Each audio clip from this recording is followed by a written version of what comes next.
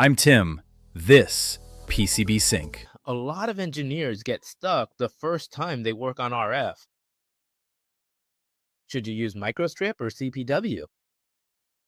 There are tons of formulas out there, but no one tells you when to use which one.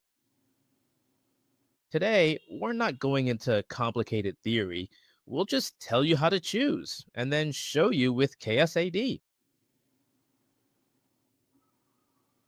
First, remember this. For Microstrip, the main thing is the trace width. For CPW, you need to look at the trace width plus the gap. That's it. A lot of beginners, when they first do CPW, the problem isn't the trace width. It's that the gap is all over the place, and that messes things up. So let's go into KICD and see how to draw a microstrip.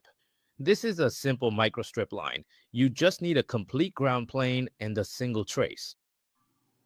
So how do we calculate this trace width? Let's open it up and take a look. As you can see right here, we are going to make our specific selection. First, choose the microstrip option, and then you can proceed to enter all of the required values into the fields. After entering DK, DR, and those parameters, we just click Calculate right here. The calculated value is 0.33, so we just need to set the trace width to 0.33, and that's it. After roughly adjusting the trace width, I've already finished making the changes, so now a microstrip line is drawn. Next, let's switch to CWP. In addition to the trace width, there's one more parameter. Gap. Let's select CWP first, and you'll notice something. It calculates a trace width and an S, which is the gap. Since the number of layers stays the same, I'll go ahead and calculate it. This trace width is going to be very wide. It reaches 1.7 millimeters, 1.74 millimeters, and then 0.2 millimeters. As we know, this value is a bit much, so how do we handle it? First, we need to adjust this trace width to meet the requirements.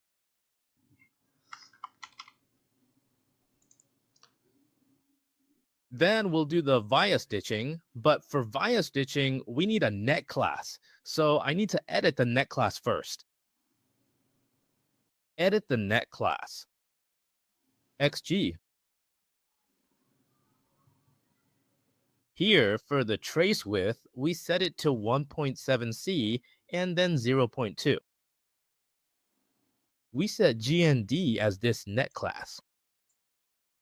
Now that the trace is set, we can get started. Let's proceed with the via stitching operation. Select the net automatically. Then draw the via stitching area. Once it's done, press B to refresh, and you'll see that the copper pore is already there. It ensures that the clearance is 0.2 millimeters. And for the final step, go ahead and add the vias. For UCWP, not only do you need to draw it, but you also need to add a via fence, which means placing vias along both sides at regular intervals. All right, I've already finished placing the vias.